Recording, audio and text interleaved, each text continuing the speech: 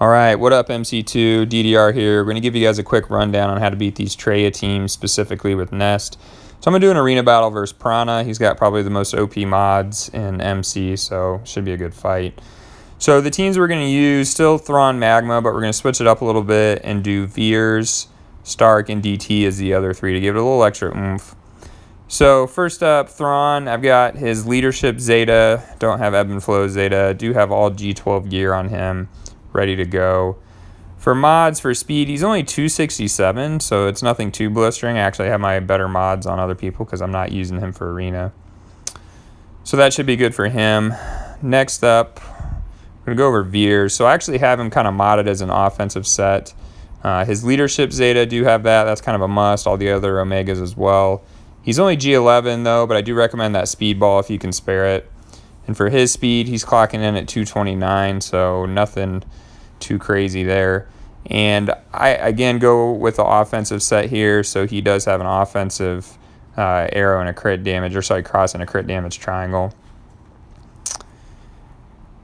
And then we'll go and skip Magma for a second and go to DT. So he's still kind of in checks mode. Again, just G11. Don't have his Zeta, he doesn't need it here.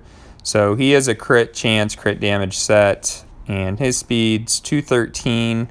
So again, nothing too fast. He's actually got some 4-dot mods on him because it works. I have an offensive triangle only because I don't have another good crit damage triangle when it comes to territory wars, and then gave him some protection as well. So that should be it for him. And then Stark, so I kind of disagree, and I think Grex is in agreement with me that we actually like him as a speed potency guy, not a crit damage, crit chance guy. His Zeta is pretty interesting, but you know, I know a lot of you guys probably aren't going to go for it, so we'll just bypass it for now. Again, he's just G11. For his mods, speed-wise, you're going to want him to be the fastest trooper. So for him, I think I have him clocking in at 256. So he's pretty fast. And the reason that is because you want him to get off this special first, because it's going to give everybody a bunch of TM, get those buffs up. And then why we like potency a little bit better is for the stagger. So get a little extra chance of that happening.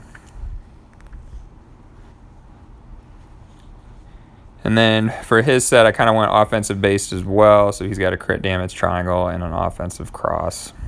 So a little extra firepower there. You could do protection on the cross too. That's fine. Same thing with Veers. Now Magma, he's going to be your boy. So the reason it works is because of his unique. He's going to gain 70% turn meter every time he suffers or resists a debuff. And then, of course, Thrawn gives him an extra 20. I recommend the Omegas on the other abilities too. So his Nade, it's going to reduce turn meter, do an AoE damage, and then his basic just for the extra damage. Now for him, I've got him all G12 max. If you can afford it, I highly recommend it, and you'll see why. And then as far as mods, so really a 3-set tenacity is probably best, but for me, I only had room for 2, and that's okay because this diamond's got 7% tenacity on it. And then I tried to just get a little more speed on him. But as you'll see, he's actually pretty slow. His speed's only 190. But his tenacity is a whopping 96. So that's where you're going to be resisting most of the buffs. All right, let's get to it. So his team is pretty fast, so he's probably going to take the couple first moves. So Nest goes there. Unfortunately, you know, ST's taunting here, but that's okay. I'll just throw a grenade. And I resisted the expose there, so I'm going to go again. Same thing's going to happen. So unfortunately, I'm just going to have to basic around this. I could use his Thrawn special, but that's okay. So now Thrawn's up. Now I'm going to fracture him and get rid of that taunt so I can focus everything on Scion. Get the TM and the buffs. Here I'm going to go and throw the grenade to reduce the cooldowns. So that's mainly so Traya doesn't isolate and DN doesn't drain force. And then here, you know, just get things going. And then once you get to Magma, you're just basically going to go basic, basic, basic, and then when the grenade's up, you can go and throw it. And I know a lot of people last time were worried about the counters. And that's okay, but just, you know, look at his protection and look at what Nest is hitting him for.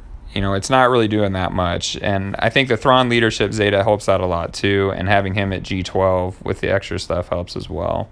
So keep throwing those grenades. You notice that Traya doesn't have hardly any TM. Here I'm going to go ahead and use the AoE. It's okay if she counters. Those guys are tanky enough.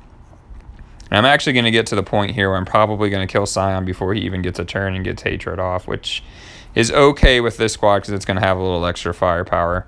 So we got one down. I like going Traya next, probably because she is going to be the squishiest of everything left. I could terminate her, but I want to save that death mark. And of course she survives it. That's okay. Oh, a lovely dodge. So things are going to go a little longer there. So now we got those two down. So you're probably not going to lose another tune if you kill DT next, or sorry, DN next. So we're going to try to take him out. Go ahead and death mark him, so he'll probably fall pretty fast. He's gone. And then I'm going to save Nest for last. That's kind of a gamble, but I think with death mark and with still having 5 guys, I'll be okay. So we're going to go ahead and just take ST out. He's not really doing anything, so you could argue that you could go for Nest at this point. You know, actually, probably going to have to be careful. She's probably going to counter him. Yeah, that's fine. So really right there, I probably shouldn't have done his AoE because I knew he had an expose, Veers had an expose, and Nest was probably going to counter him. But that's fine. So ideally, you probably just want to use basics. And now we're down to just Nest, and so I'm going to want to pop Deathmark on her. And she'll probably, unfortunately, tank through most of it. I'm going to need her to take a turn again.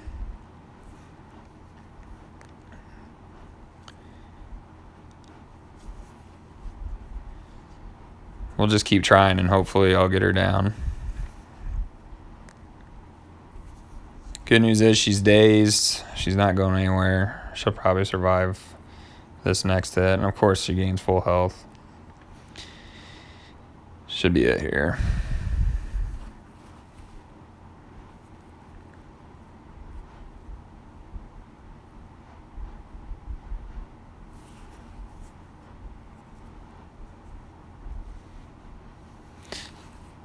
And one more. Boom.